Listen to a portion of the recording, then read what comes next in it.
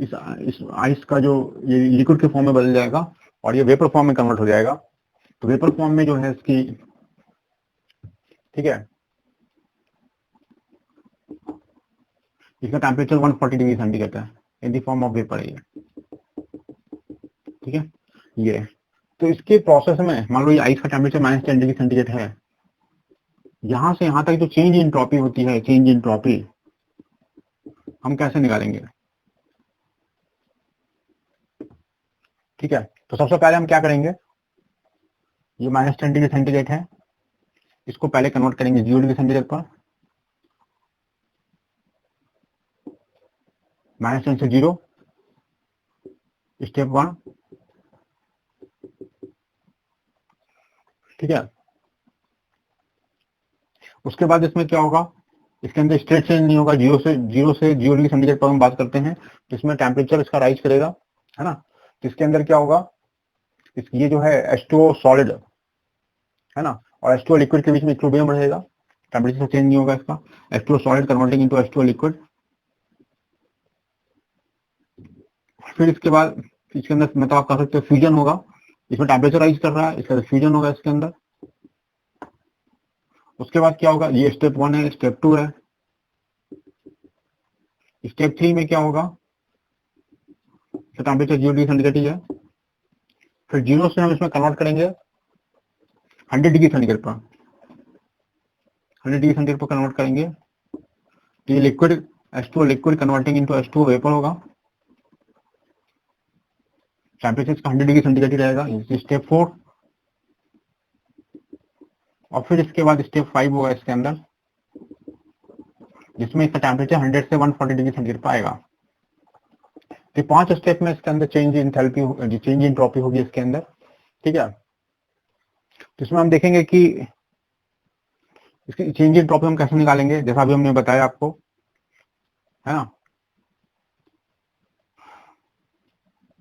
इसका टेम्परेचर जो है -10 से 0 में कन्वर्ट करेंगे, -10 डिग्री सेंटीग्रेड है, यदि -10 डिग्री सेंटीग्रेड से 0 डिग्री सेंटीग्रेड में कन्वर्ट करेंगे, और ये एस जो होगा बेसिक NCP/dt अपॉन T हो जाएगा, प्लस उसके बाद इसमें क्या होगा, फ्यूजन होगा, जैसा कि मैंने बताया डेल्टा H फ्यूजन होगा, फ्यूजन अपॉन T। फिर क्या होगा इसके अंदर, 0 डिग्री सेंटीग्रेड से 100 डिग्री सेंटीग्रेड के बीच में आप देखेंगे तो टेम्परेचर राइज करेगा। फिर इसमें देखो NCP/dt होगा, dt अपॉन T। फिर इसके अंदर देखो डेल्टा H वेपराइजेशन होगा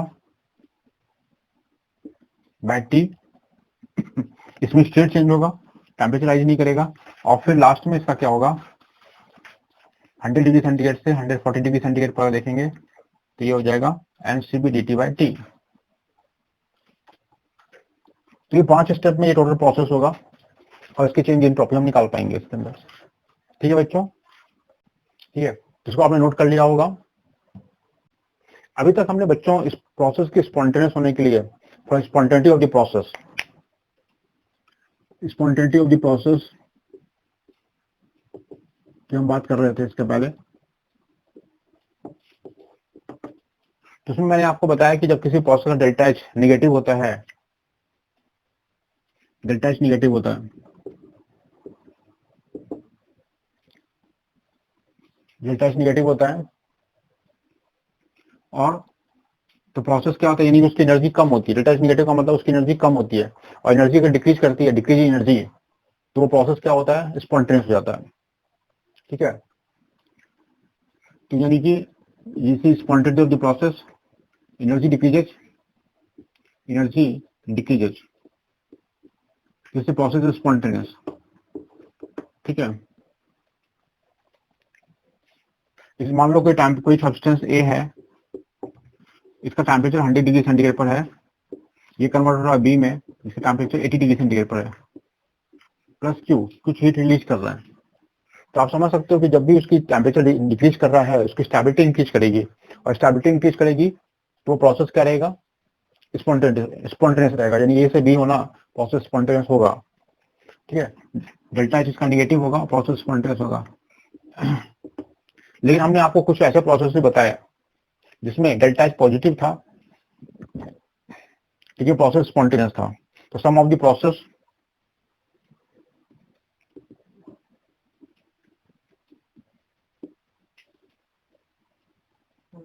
इसमें डेल्टा एच पॉजिटिव है, फिर भी प्रोसेस जो है स्पॉन्टेनियस है। प्रोसेस स्पॉन्टेनियस है, हमने आपको बताया।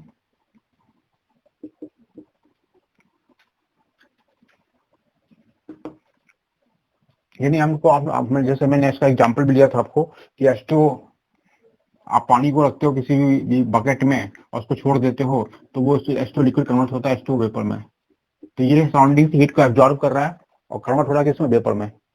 फिर भी ये प्रोसेस क्या है? स्पॉन्टेनियस है, स्पॉन्टेनियस प्रोसेस है, ठीक है। तो फिर उसके बाद हमने दूसरा टर्म इंट्रोड्यूस किया था, आपको याद होगा, जिसमें हमने चेंज इन एंट्रोपी की बात की थी आपसे, डेल्टा एस की हमने आपसे बात की थी। डेल्टा एस के डेल्टा एस टोटल की बात की थी, है ना। पहले डेल्टा सिस्टम की बात की थी आपसे मैंने, तो बताया था ना डेल्टा सिस्टम अगर पॉजिटिव रहता है तो प्रोसेस स्पॉन्टेनियस रहता है। लेकिन मैंने आपको ये भी बताया था कि जब इसमें कुछ ऐसे भी चीजें होती हैं, जैसे मान लो आपने रेफ्रिजरेटर में आपने जब वाटर को रखा है, ये रेफ्रिजरेटर है और इसके अंदर इसके इसके जो है ना रेफ्रिजरेटर में, उसके अंदर आपने रखा हुआ है H2O लिक्विड, तो ये सॉलिडिफाई होता है, आइस में कन्वर्ट होता है, इसमें एंट्रोपी डिक्रीज कर रही है ना। यानी कि इसके अंदर चेंज इन एंट्रोपी जो है इसकी इंडिकेट करे, जो कि सॉलिड से लिक्विड से सॉलिड में कन्वर्ट हो रहा है। यानी कि डेल्टा सिस्टम इसका जो है वो क्या है? निगेटिव है, but still process is spontaneous. और उसमें मैंने आपको ये भी बताया था कि हम किसी प्रोसेस के डेल्टा सिस्टम को सिर्फ नहीं लेंगे, उसके अंदर डेल्टा सराउंडिंग को भी देना पड़ेगा आपको। यानी कि आपको ये भी देखना पड़ेगा कि सराउंडिंग में क्या हुआ है। तो मैंने आपको एक एग्जांपल दिया था कि इसके अंदर हमें सराउंडिंग को भी देखना पड़ेगा, है ना। और आपको ये बताया था रेफ्रिजरेटर जो होता है जितनी अंदर कूलिंग करता है उससे ज्यादा हीट सराउंडिंग में रिलीज करता है। यानी आप ऐसा कह सकते हो कि डेल्टा सिस्टम निगेटिव जरूर है, लेकिन डेल्टा सराउंडिंग जो रहेगा, जैसे मान लो डेल्टा सिस्टम इंट्रोपी जो है -2 हो रही है, -2 डिक्रीज कर रही है, तो डेल्टा सराउंडिंग की वैल्यू जो रहेगी वो +4 होगी, यानी उससे ज्यादा सराउंडिंग की इंट्रोपी बढ़ेगी, है ना। यानी कि डेल्टा टोटल जो हम बात कर रहे थे आपसे, डेल्टा टोटल, क्योंकि डेल्टा सिस्टम पर डेल्टा सराउंडिंग होता है, सिस्टम पर डेल्टा सराउंडिंग होता है, यानी ये -2 और +4, यानी आप कह सकते हो +2, ये ग्रेटर देन 0 होगा। यानी हमने आपको ये बताया था कि डेल्टा टोटल जिसका पॉजिटिव होता है तो प्रोसेस स्पॉन्टेनियस होता है। लेकिन मैं आपको बताऊं बच्चों, डेल्टा टोटल पॉजिटिव है तो प्रोसेस स्पॉन्टेनियस है, ये अपने आप में सही है, इसमें कोई, है ना, इसमें कुछ भी मतलब आप नहीं कह सकते कि ये प्रोसेस में ऐसा कुछ है। तो आप इसमें ऐसा कर सकते हो कि डेल्टा टोटल को हम लोग निकालते हैं तो डेल्टा सिस्टम प्लस सराउंडिंग देखना पड़ता है, लेकिन सराउंडिंग अपने आप में काफी बड़ा है, it is very large, delta surrounding is very vast, it is very large. तो इसकी चेंज इन ट्रॉपी निकाल पाना आपके लिए काफी मुश्किल जाता है। डेल्टा सराउंडिंग का एंट्रोपी, चेंज एंट्रोपी क्या होगी इसके अंदर, ठीक है। तो इसलिए हम लोग अब क्या करते हैं कि प्रैक्टिकली इसको डेल्टा टोटल निकाल पाना अपने आप में, मैंने आपको बोला कि वो थोड़ा मुश्किल है। इसलिए हम लोग क्या करते हैं, एक नए सिस्टम को इंट्रोड्यूस करते हैं, है ना, नई चीज को इंट्रोड्यूस करते हैं जिसके द्वारा हम सिर्फ सिस्टम को देख करके हम प्रोसेस की स्पॉन्टेनिटी को चेक कर सके, हमें सराउंडिंग की जरूरत ना पड़े, है ना। That is not requirement of surrounding. तो इसके लिए हम एक नया क्राइटेरिया इंट्रोड्यूस कर रहे हैं जिसका नाम है गिब्स फ्री एनर्जी। पढ़ देंगे Gibbs free energy, Gibbs free energy, that is printed by G. G में जब गिब्स ने जो इंट्रोड्यूस किया, ये एक नया पैरामीटर को इंट्रोड्यूस किया, तो इसमें उन्होंने क्या किया, वही जो पहले के जो पैरामीटर थे इंथैल्पी और एंट्रोपी, उन दोनों को ही कंबाइन कर दिया। तो एक नया पैरामीटर बताया G, this is equal to H - TS। ठीक है, ये जी होता है, जिसको जी को क्या कहते हैं, गिब्स फ्री एनर्जी कहते हैं, गिब्स फ्री एनर्जी ये कहते हैं, G set to be the Gibbs free energy. ठीक है, गिब्स फ्री एनर्जी की बात करते हैं तो इसमें देखेंगे सबसे पहले डेल्टा जी की वैल्यू क्या होती है। तो जैसे मैंने आपको बताया था कि गिब्स फ्री, जैसे हम इंथैल्पी को डायरेक्टली नहीं निकाल पाते, हम चेंज इन एंथैल्पी निकालते हैं, इंटरनल एनर्जी को निकाल नहीं पाते, हम इंटरनल एनर्जी को नहीं निकाल पाते, हम क्या निकालते हैं, चेंज इन एनर्जी निकालते हैं। वही तो किसी प्रोसेस की गिब्स एनर्जी को हम डायरेक्टली नहीं निकाल पाते, हम हमेशा चेंज निकालेंगे, है ना। तो चेंज निकालेंगे तो इसको हम डिफाइन करें तो क्या होगा, इसको डिफाइन कर सकते हो आप, it is defined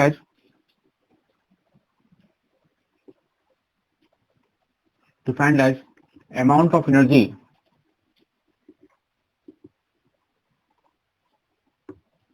required to convert into useful work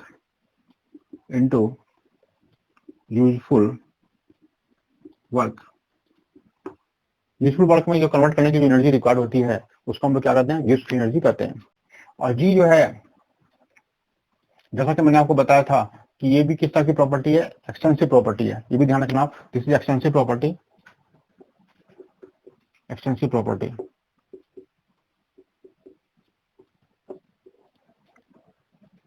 ठीक है, जी एक्सटेंसिव प्रॉपर्टी, क्योंकि इंथैल्पी और एंट्रोपी दोनों ही एक्सटेंसिव प्रॉपर्टी है। ये इंथैल्पी क्या मैंने बताया था, ये भी एक्सटेंसिव होता है और ये भी एक्सटेंसिव होता है, बोथ आर एक्सटेंसिव प्रॉपर्टी। और देखो इसके चेंज हमें निकालना है, जैसे मैंने बताया कि डेल्टा जी हम निकाल सकते हैं। तो डेल्टा जी क्या होता है, डेल्टा जी इक्वल टू होता है delta H minus T delta S, है ना। ये होता है एट कांस्टेंट टेम्परेचर, ये वाला जिसमें इसमें हमने टेम्परेचर को कांस्टेंट लिया है, एट कांस्टेंट टेम्परेचर। तो जैसा कि मैंने आपको बताया था कि डेल्टा एच किसी प्रोसेस का निगेटिव होना चाहिए। फॉर स्पॉन्टेनिटी जो है, अगर हम बात करें for spontaneity of the process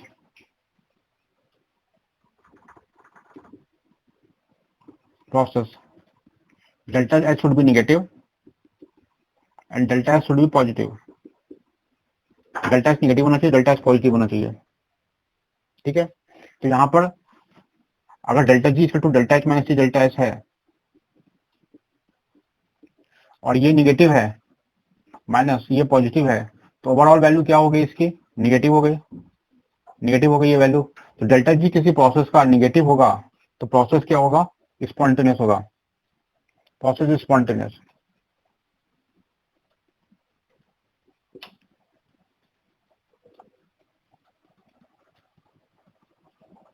ये प्रोसेस स्पॉन्टेनियस होगा। आप समझ गए, डेल्टा जी निगेटिव होना चाहिए प्रोसेस के लिए, इन एनर्जी क्या होनी चाहिए, कम होनी चाहिए, है ना, energy of the system should decrease, है ना, सो दैट प्रोसेस में बी स्पॉन्टेनियस। ठीक है, इसको भी आप पॉज करके नोट कर सकते हो। कहते हैं Gibbs free energy and spontaneity, Gibbs free energy and spontaneity के बारे में बात करें हम, energy and spontaneity.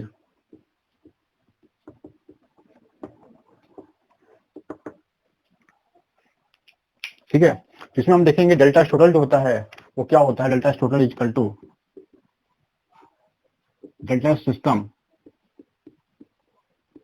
Plus delta surrounding होता है। डेल्टा सिस्टम पर डेल्टा सराउंडिंग होता है, ये हमने आपको बताया था।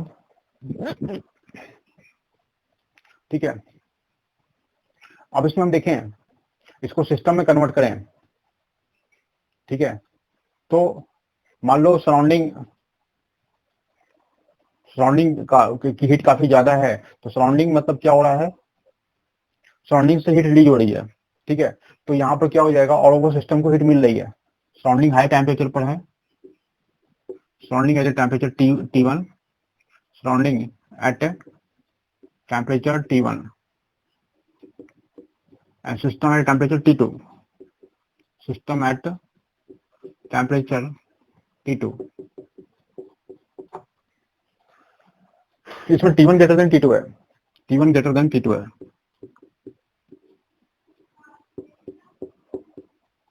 ठीक है।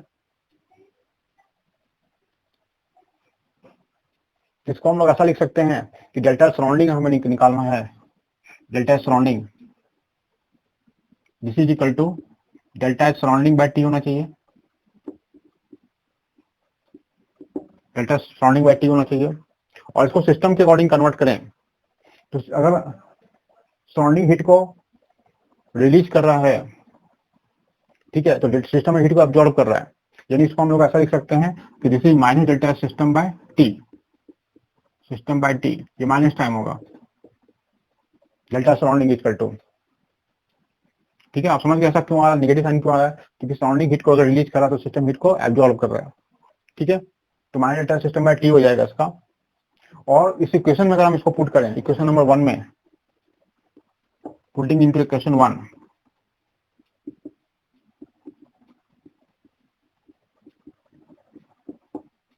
तो डेल्टा टोटल हो जाएगा delta system minus delta system by T, ये हो जाएगा। अब इसको टी को उधर मल्टीप्लाई कर दें तो क्या हो जाएगा, T delta S total equal to delta S system minus delta S system, ठीक है। तो ये इसको हम माइनस को इधर से ले आते हैं तो इधर क्या हो जाएगा, minus T delta S total, तो हो जाएगा delta system minus T delta system, ठीक है। और ये देखो क्या, ये डेल्टा जी के इक्वल है, ये जो टर्म आ रहा है आपका, this is equal to how much, this is equal to delta G system के इक्वल होगा। यानी आप इसमें ऐसा लिख सकते हो, इसको आप ऐसा लिख सकते हो कि delta G system is equal to minus T delta S total,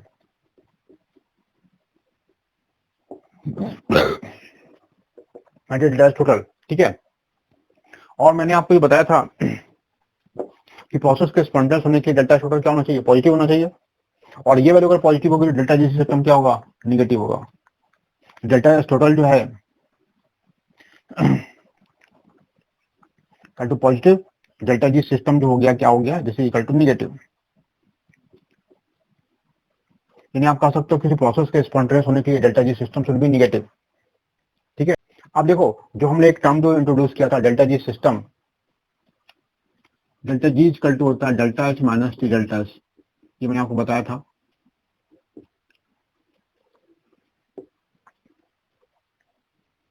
अगर मान लो हम दो तरह के प्रोसेस ले सकते हैं, एक एंडोथर्मिक प्रोसेस, एक एक्सोथर्मिक प्रोसेस। तो सबसे पहले हम एंडोथर्मिक प्रोसेस की बात करें, और एंडोथर्मिक प्रोसेस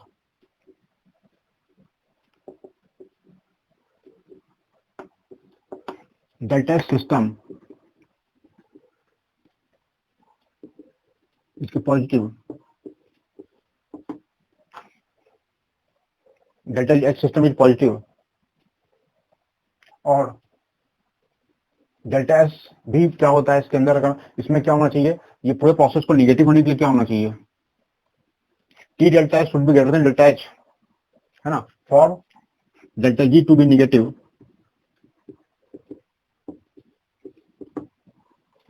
डेल्टा एच, ठीक है ना, delta H should be less than T delta S.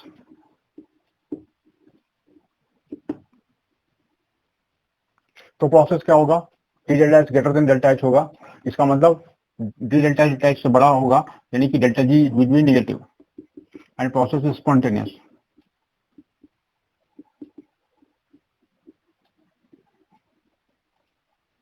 Process spontaneous, ठीक है बच्चों। तो ये एंडोथर्मिक प्रोसेस का केस था, केस 1। अब इसमें देखो केस 2, केस 2 की बात करते हैं। Delta G equal to delta H minus T delta S,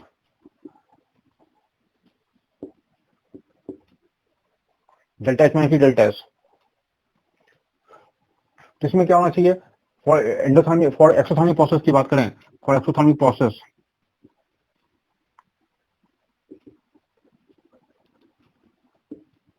delta H negative,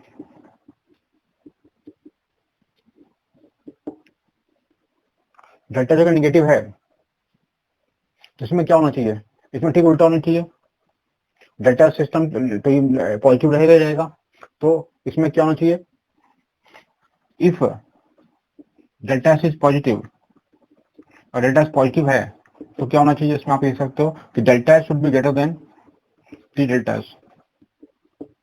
delta अगर टी डेल्टा से बड़ा रहेगा तो डेल्टा जी क्या रहेगा, delta G will be negative and process will be spontaneous, this is spontaneous process.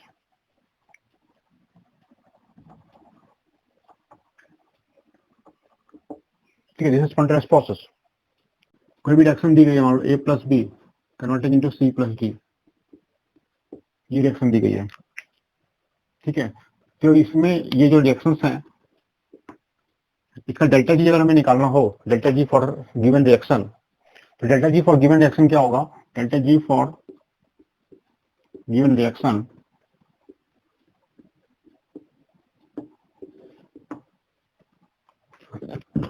तो delta G for given reaction जो होगा वो क्या होगा, जैसा कि मैंने आपको चेंज इन एंथैल्पी में बताया था, enthalpy of product minus enthalpy of reactant, वही था delta G for given reaction, इसमें भी जो होगा equal to G final minus G initial, इन दोनों का डिफरेंस जो होगा वो डेल्टा जी होगा। ठीक है, उसी का चेंज इन एंट्रोपी अगर हमें निकालना है delta S for given reaction, तो वो भी क्या होगा, delta S for given reaction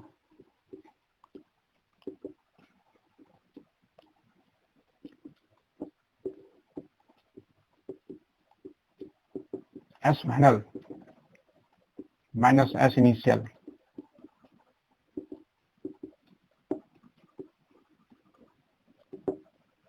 S final minus S initial, इन दोनों डिफरेंस क्या होगा, डेल्टा एस हो जाएगा।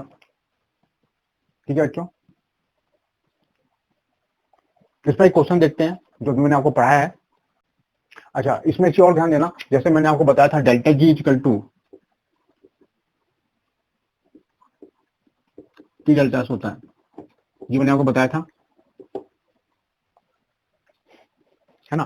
तो एक टर्म और था स्टैंडर्ड चेंजिंग एनर्जी, जैसे चेंज इन एंथैल्पी निकाला तो हमने स्टैंडर्ड चेंज इन एंथैल्पी निकाला था, तो यहाँ पर भी क्या होगा, डेल्टा जी नॉट भी आ सकता है, स्टैंडर्ड चेंज इन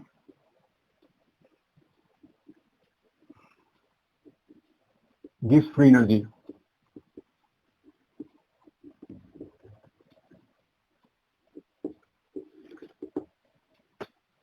ये डेल्टा जी नॉट।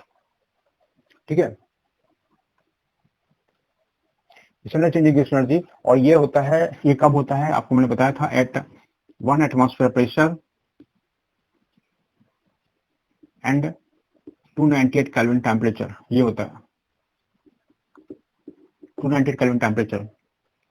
ठीक है, और उसमें स्टैंडर्ड गैस चेंजिंग एनर्जी क्या कैसे निकालते हैं, इसको हम लोग ऐसा लिख सकते हैं, delta G naught equal to delta H naught minus T delta S naught.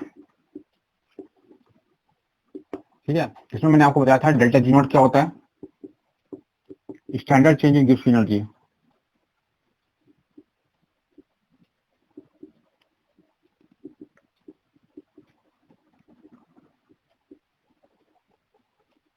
ठीक है, डेल्टा एच नॉट क्या होता है, स्टैंडर्ड चेंज इन एंथैल्पी।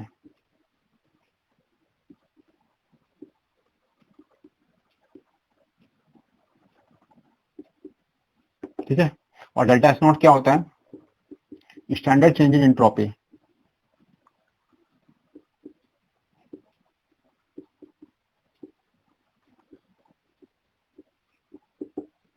ठीक है, स्टैंडर्ड चेंज इन एंट्रोपी होता है।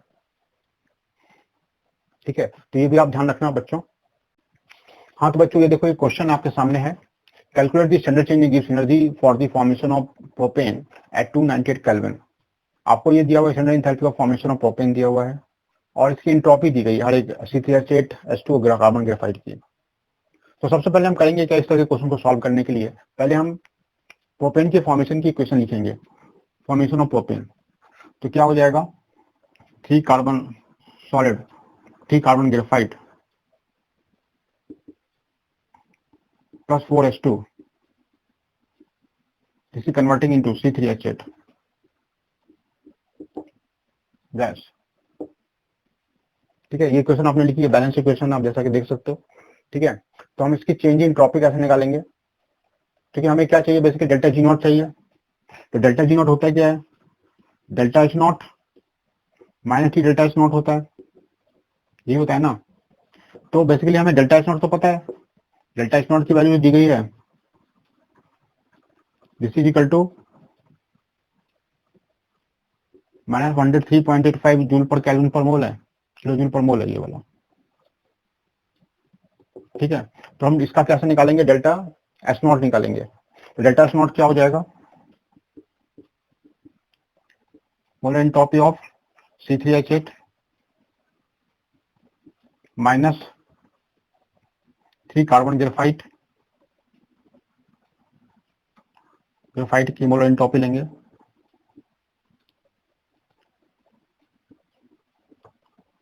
प्लस 4 इंटू इस अंदर मोलर एंट्रोपी ऑफ H2, है ना, ये हो गया। प्रोडक्ट माइनस रिएक्टेंट कर दिया हमने। तो C3H8 की जो दी गई है वैल्यू कितनी दी गई है, 270.2 है, minus 3 into 5.74 plus 4 into H2, यानी 4 इंटू 130.68, ये हो जाएगा। इससे हम क्या निकल जाएगा, डेल्टा एस नॉट निकल आएगा। और डेल्टा एस नॉट किसके इक्वल होता है, delta ji, delta S not जो हम निकालना हमें है, तो हम यहाँ इस इक्वेशन में इसकी डेल्टा जी नॉट की इक्वेशन इसको पुट कर देंगे। ठीक है, इसको सॉल्व कर लेंगे and we put in this equation delta G naught equal to delta H naught minus T delta S naught. ठीक है, तो ये रख देंगे तो you will get the value, ये चेंजिंग की एनर्जी आ जाएगी आपको। ठीक है, तो इस तरह के क्वेश्चन, थोड़े थोड़े क्वेश्चन हम सॉल्व करते हैं। अब इसके बाद हम लोग देखेंगे बच्चों, चेंजिंग की एनर्जी होती क्या है ना, चेंजिंग की एनर्जी होती क्या है वो हम देखेंगे जरा सा। तो इसको आप नोट कर सकते हो पहुंच करके, gives energy, gives free energy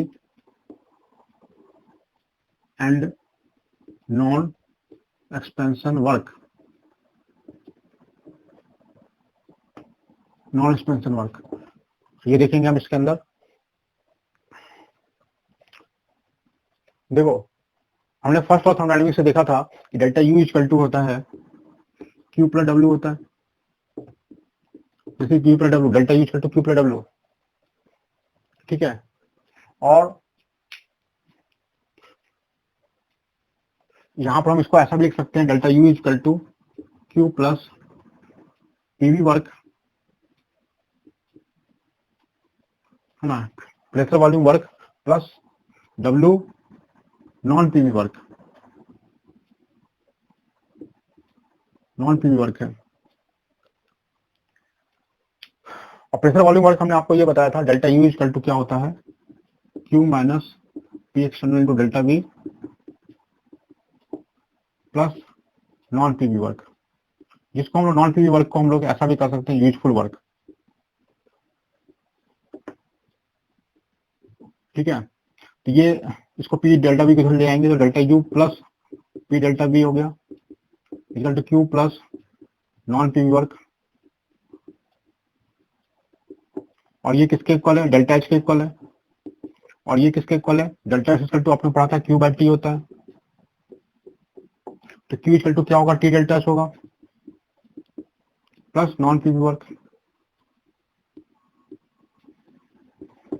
और ये टी डेल्टा एच किधर ले आएंगे, तो डेल्टा एच माना T delta H equal to क्या हो जाएगा, नॉन पीवी वर्क।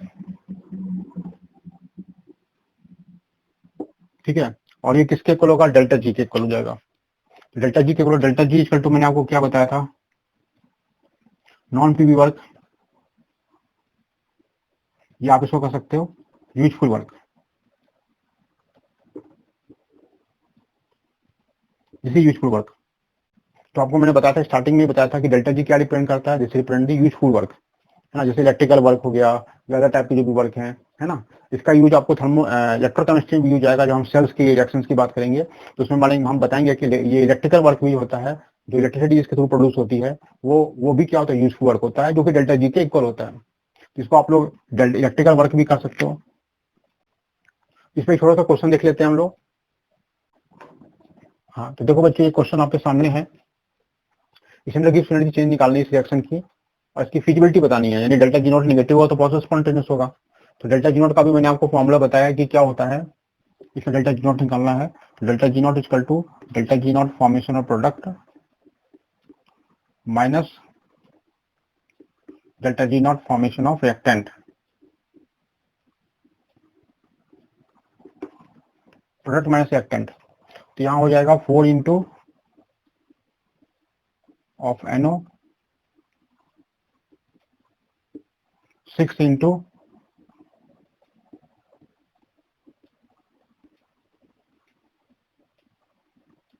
ये हो गया माइनस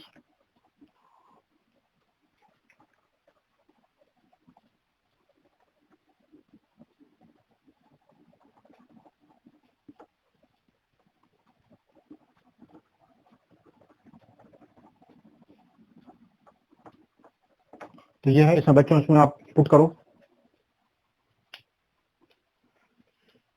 सारी वैल्यू को पुट करेंगे इसके अंदर हम।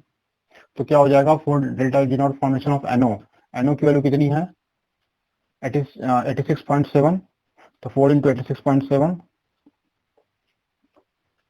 ठीक है, plus 6 into delta G not of H2O, H2O की वैल्यू कितनी है माइनस 273.2 माइनस अमोनिया का कितनी है value 4 into minus 16.8 plus 5 into 0, O2 की 0 होगी क्योंकि वो स्टैंडर्ड स्टेट में है। ये वैल्यू को हम पुट कर देंगे तो you will get the final value, है ना। तो this value will be negative, ये वैल्यू निगेटिव आएगी, यानी ये प्रोसेस क्या है, स्पॉन्टेनियस है। तो डेल्टा जी नॉट जिस प्रोसेस का भी निगेटिव आता है वो प्रोसेस क्या होता है, स्पॉन्टेनियस होता है, ठीक है। तो इस तरह के थोड़े थोड़े क्वेश्चन आपको मिलेंगे बच्चों। एक और क्वेश्चन आप देख सकते हो बच्चों इस पर। तो अभी तक थर्मोडायनामिक्स में जितने टर्म पढ़े हैं, वर्क डन निकालने का, क्यू निकालने का, डेल्टा यू निकालने का, डेल्टा एच, डेल्टा एस, ये सारी चीजें हम इसमें देखेंगे। तो देखो, सबसे पहले आइसोथर्मल रिवर्सिबिलिटी की बात हो रही है। तो फॉर आइसोथर्मल रिवर्सिबल प्रोसेस मैंने वर्क डन निकालने का फॉर्मूला बताया था।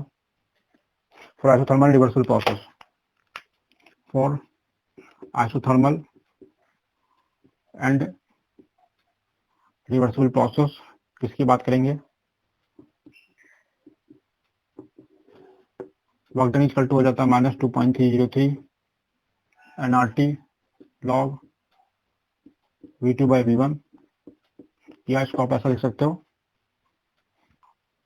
Minus 2.303 NRT log P1 upon P2, ऐसा लिख सकते हैं। तो इसमें अगर हम इसके सारी वैल्यू को पुट करें तो क्या आएगा माइनस 2.303 1 इंटू आर की जूल में अगर निकालनी है तो 8.314, टेम्परेचर 303 केल्विन है, लॉग P1 अपॉन P2, तो पहले 1 है 1 अपॉन 0.1 P1 टू P2, इससे वर्क डन आ जाएगा आपका इतना जूल में। इसका तो सॉल्व करना बच्चों। और डेल्टा यू इक्वल टू क्या होता है, Q प्लस W होता है। और मैंने आपको बताया था for isothermal process delta U will equal to 0। For isothermal process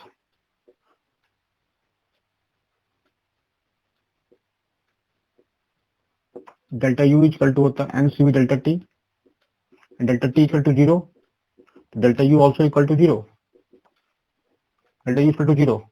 तो यहाँ पर हम delta U equal to 0 put करेंगे अगर इस इक्वेशन में, तो हमारी वैल्यू कितनी आएगी, Q प्लस W, यानी Q इक्वल टू क्या होगा माइनस W।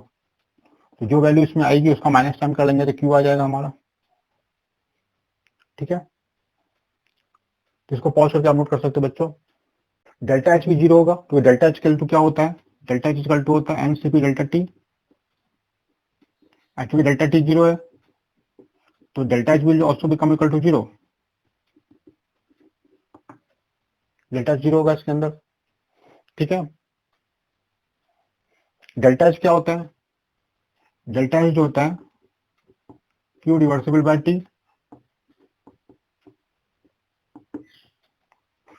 तो क्यू की वैल्यू हम निकाल चुके हैं और टी की वैल्यू निकाल चुके हैं, तो क्यू बाय टी कर देंगे तो क्या आ जाएगा, डेल्टा एस आ जाएगा। ठीक है, और अंत में देखो डेल्टा जी निकालना है आपको, तो डेल्टा जी इक्वल टू क्या होगा, delta H minus T delta S.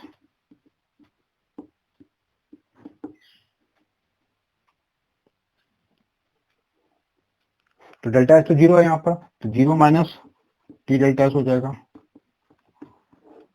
इससे डेल्टा जी आपका निकल आएगा इस क्वेश्चन का। किस तरह के सिंपल सिंपल क्वेश्चन आपको जानने से मिलेंगे, आपको उसको सॉल्व करना रहेगा। अब इसके बाद बच्चों देखते हैं एक इसी में एक टॉपिक आ रहा है gives energy change and equilibrium. ठीक है, तो वो देखते हैं हम लोग। देखो इक्विलिब्रियम की कंडीशन की बात करें तो जैसे आपको इक्विलिब्रियम के बारे में पता है कि रेट ऑफ फॉरवर्ड रिएक्शन है ना, एट इक्विलिब्रियम क्या होना चाहिए, rate of forward reaction will become equal to rate of backward reaction. ठीक है, एट इक्विलिब्रियम आपको पता है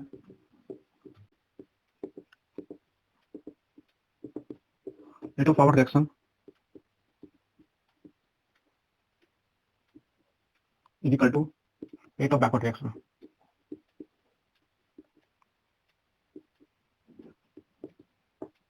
ये दोनों इक्वल होते हैं।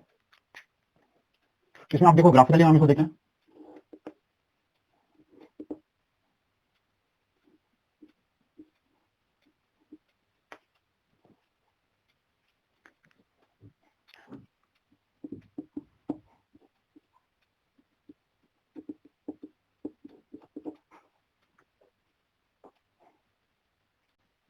जैसे आपकी कोई केमिकल रिएक्शन है ए कन्वर्टिंग इनटू बी, तो ये डेल्टा जी नॉट ए हो जाएगा और जी नॉट बी हो जाएगा।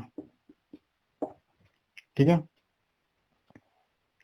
इसमें आप देख सकते हो कि डेल्टा जी इसका निगेटिव है, यहाँ ए कन्वर्टिंग इनटू बी है ये वाला पार्ट, ए कन्वर्टिंग इनटू बी, और ये वाला पार्ट क्या है, बी कन्वर्टिंग इनटू ए, और इस पॉइंट पे इक्विलिब्रियम अचीव हो रहा है। ठीक है,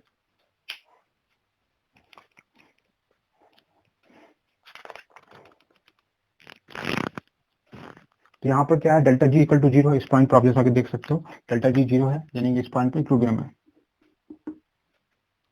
आप देख सकते हो कि डेल्टा जी जो है इसका ज्यादा निगेटिव है, हाँ डेल्टा जी थोड़ा ज्यादा निगेटिव है, यानी कि ये रिएक्शन आगे की तरफ ज्यादा जा रही होगी कंपेयर टू इसके वैल्यू के, क्योंकि इसकी वैल्यू कम निगेटिव है ना। तो इसमें रिएक्शन कहाँ जा रही होगी, फॉरवर्ड डायरेक्शन में ज्यादा जा रही होगी फ्रॉम द गिवन ग्राफ।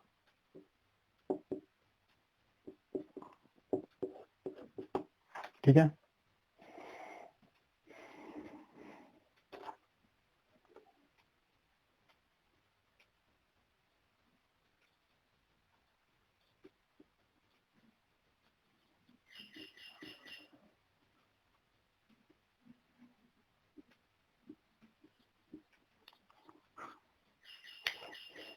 ठीक है बच्चों, इसको आपने नोट कर लिया होगा। अगर इसी में अगर हम ऐसे चीज देख लें, इसमें देखो, इसमें आप देख सकते हो कि यहाँ पर delta G, G versus progress of reaction है, इसमें भी G versus extent of reaction है।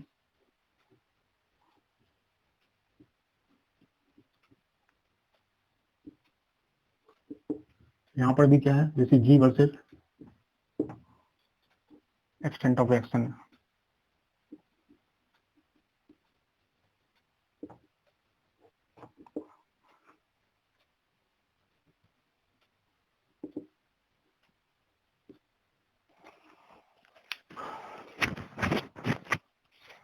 इसका डेल्टा जी देखो यहाँ पर ज्यादा निगेटिव है, ये मोर निगेटिव।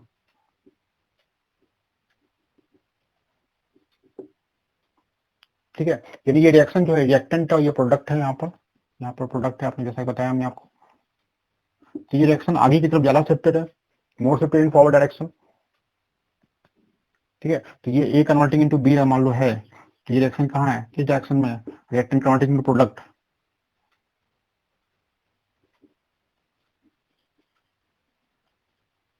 इसमें रिएक्शन क्या है, प्रोडक्ट की तरफ ज्यादा शिफ्टेड है। तो इसमें आप पहले वाले में देख सकते हो कि reaction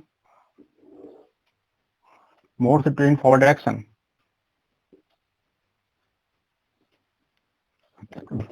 shifted in forward direction.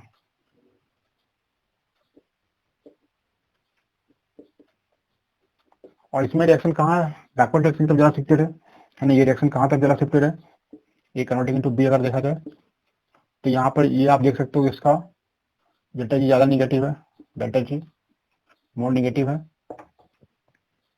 यानी आप इसमें कर सकते हो reaction, reaction more shifted in backward direction, more shifted in backward direction.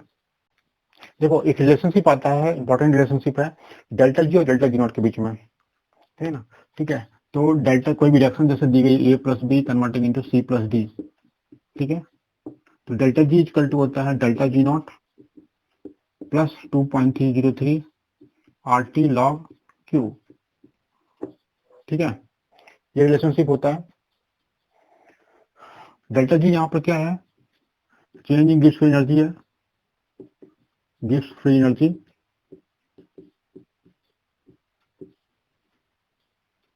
Delta G naught क्या है, standard change in Gibbs free energy, standard change in Gibbs free energy.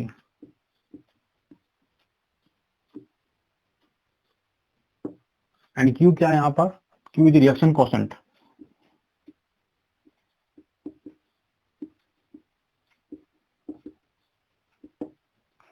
Reaction quotient होता है ये, है ना। और ये भी मैंने आपको बताया होगा एक्विलिब्रियम क्या होता है।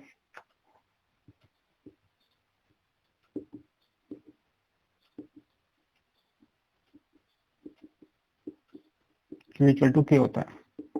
ये वैल्यू को हम इस इक्वेशन में पुट कर देते हैं, zero equal to delta G naught plus 2.303 R T log K, और delta G naught equal to हो जाएगा minus 2.303 R T log K, and this equal to how much, delta H naught minus T delta S naught, ये हो जाएगा, ये भी हो जाएगा इक्वेशन आपका। ये मैंने बताया था क्या क्यू इक्वल टू के होता है, रिएक्शन कॉन्स्टेंट इक्विलिब्रियम कांस्टेंट के इक्वल हो जाता है। क्यू मैंने आपको क्या बताया था, आपको याद होगा, Q is equal to concentration of product, concentration of reactant. ये कब होता है, ये बिफोर इक्विलिब्रियम होता है, बिफोर इक्विलिब्रियम, इक्विलिब्रियम के अचीव होने के पहले होता है। और के कब होता है, C into D upon A into B at equilibrium होता है, जैसे एट इक्विलिब्रियम,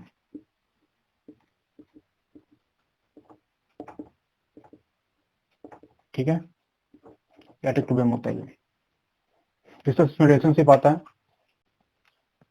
इसमें एक क्वेश्चन आप देख सकते हो, तो देखो बच्चों ये क्वेश्चन देखो क्या, alkali metal form their oxide, है ना। इसके अंदर इंट्रोपी में 6 किलो जूल पर मोल की इंक्रीमेंट हो रहा है। डेल्टा जी नॉट L2O3 ये दिया हुआ है, डेल्टा एच नॉट Li2O ये दिया हुआ है, डेल्टा एच नॉट Na2O ये दिया हुआ है, ठीक है। तो आपको ये बताना है कि, है ना, aluminium oxide can reduce to aluminium metal by, ये एल्यूमिनियम मेटल के द्वारा किस में कन्वर्ट हो सकता है, ठीक है। तो सबसे पहले हम इसके फॉर्मेशन की इक्वेशन लिखेंगे, 2Li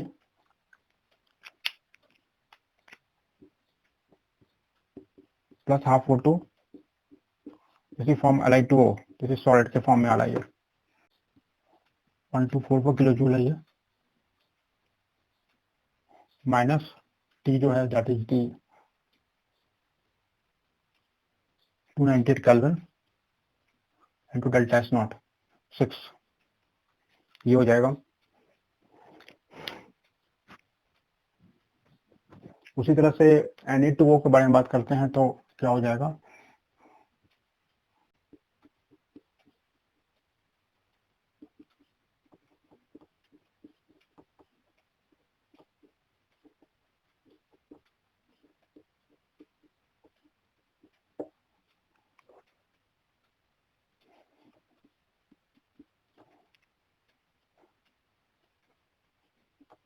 ये सर डेल्टा जी नॉट आ गया आपका इसका दोनों का, ठीक है। अब इसमें इसकी ये फॉर्म हो सकता है या नहीं हो सकता, इसकी इक्वेशन क्या होगी।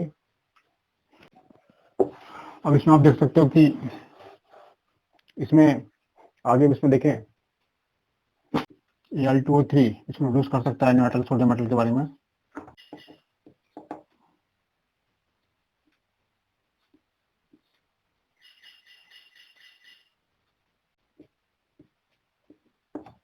ये हो गया इक्वेशन। अब इसका देखो डेल्टा जी नॉट निकालना है, तो डेल्टा जी नॉट इसका कितना हो जाएगा, प्रोडक्ट माइनस रिएक्टेंट हो जाएगा।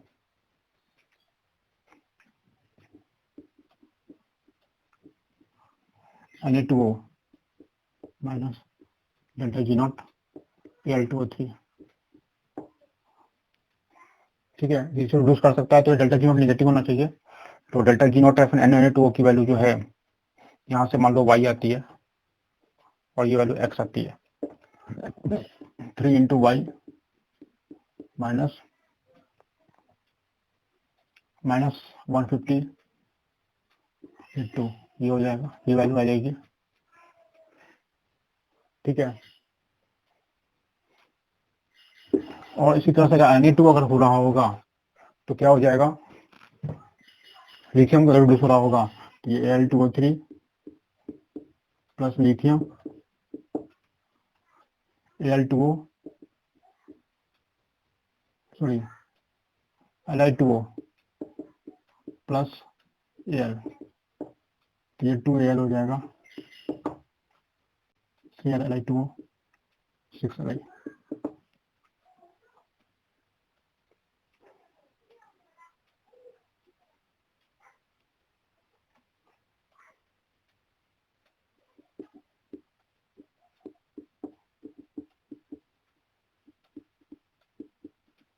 Li2O माइनस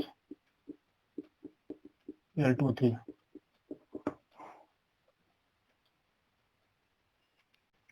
तो ये आ रही वैल्यू, ये x आ रही है 3 इंटू एक्स माइनस माइनस 1582। इसको हम सॉल्व कर लेंगे और जिसकी डेल्टा जी नेगेटिव आएगी है ना, वो उसको रिड्यूस कर पाएगा।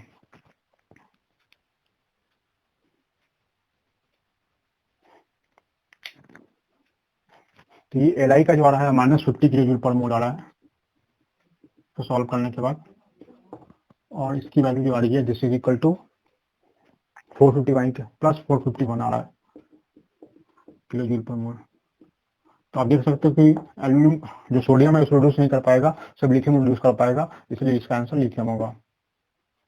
चलिए बच्चों, इस तरह के थोड़े क्वेश्चन आपको एग्जामिनेशन में मिलेंगे, उसको आपको सॉल्व करना है, ठीक है। ठीक है, तो ये आपका थर्मोडायनामिक्स कंप्लीट हुआ है ना। तो आप इसको पूरे चैप्टर को अच्छे से पढ़ो, बहुत इंपॉर्टेंट चैप्टर है ना। ये आपके से क्वेश्चन काफी सारे एग्जामिनेशन में आते हैं है ना, नीट में भी आता है, आपके जेई मेंस और जेई एडवांस में भी आते हैं। तो इस पर आप अच्छे से प्रैक्टिस करो है ना, और अच्छा स्कोर करो, ठीक है। Thank you.